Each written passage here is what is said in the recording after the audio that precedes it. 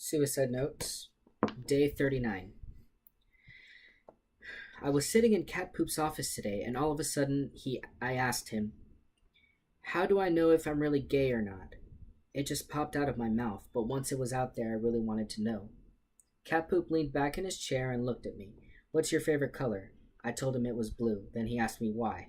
"Why what?" I asked. "Why is blue your favorite color?" he said. It seems like a dumb question, right? I mean, why do you like anything? I told him I like blue because when I look at blue things, they usually make me feel good. "Okay," he said, "now what's your favorite song?" I told him it was Lolly Dreambox's Snow Cold Sunday, at least right now. I'm sure next week it will be something else. That's how it is when you're 15. He asked me again why it was my favorite. I said because whenever I hear it, I want to sing along. I picture myself on stage singing, and it makes me feel good. "Okay," he said, "what do your favorite color and your favorite song have in common?" The answer is that they both make me feel good, although in different ways. That wasn't too hard to figure out, but then he said, "How do you feel when you think about girls?" It seemed like a trick question to me. There were a lot of different ways to answer it, so I asked him to be more specific, and he asked how I felt about girls when I thought about going out with them, like as a boyfriend. I said I didn't really feel any particular way about it. It didn't make me feel good or bad, sort of like vanilla ice cream, I said. Then he asked me the same thing about guys. I got kind of embarrassed because I've never talked with anyone about how guys make me feel. But finally I said that when I think about going out with a guy, it makes me feel all kinds of things. I feel excited and scared at the same time. Sometimes we don't know why we like certain things, Cat Poop said, or at least we can't put into words why we like them. We just know that we do. Being gay or straight or something in between is often like that. We just like one thing or another because of how it makes us feel. That still didn't answer my question, and I said so. I asked him how I would know for sure that I'm gay. "Maybe it's just something I feel right now," I said. He said maybe it was, which didn't make me feel any better. "The only thing you can do is listen to your feelings," he said. "If you're honest about what you feel, you'll know what's true about yourself." I swear, sometimes he's like one of those weird old guys in martial arts movies who show up and say all kinds of crazy crap that the hero has to figure out so he can find the sword or save the girl or kick the bad guy's ass. You know, like find the whistling pine tree and ask it for the key or something. I guess I know what he means though. It was like the night I was with Sadie. When I knew I couldn't have sex with her, it just didn't feel right.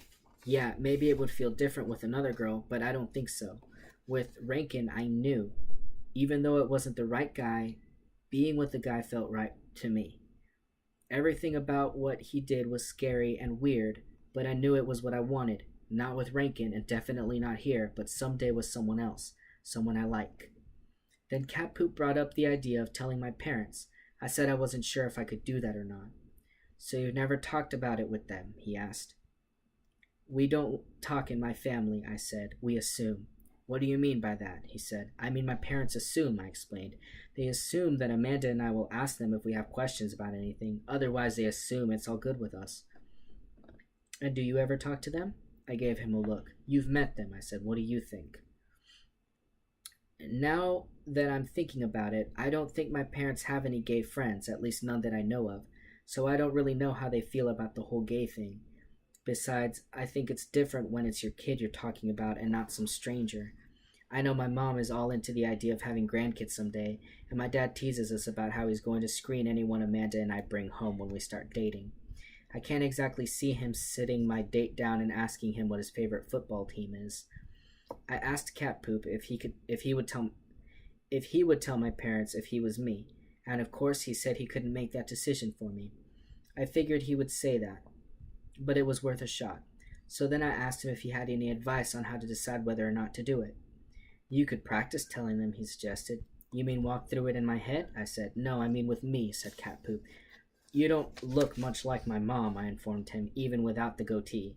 He smiled. "I could play your dad then," he said. "I don't know," I told him. "That's kind of weird." "Well, think about it," he said. So now I'm thinking about it. I'm imagining sitting down with my parents and actually saying I'm gay. And you know what? It makes me a little mad. I mean, straight guys don't have to sit their parents down and tell them that they like girls. Everyone just assumes they do. But if you're gay, everybody makes the ginormous deal out of it. You practically have to hold a news conference and take out an ad in the newspaper. Why? Just because it's not what most people do? That doesn't seem fair. Why should my parents know? So they can get used to the idea of not having a daughter-in-law? So they can practice imagining me walking down the aisle with a guy? I don't get it. Why is it that you have to warn people about who you are? Why can't it just be something that happens? I know why.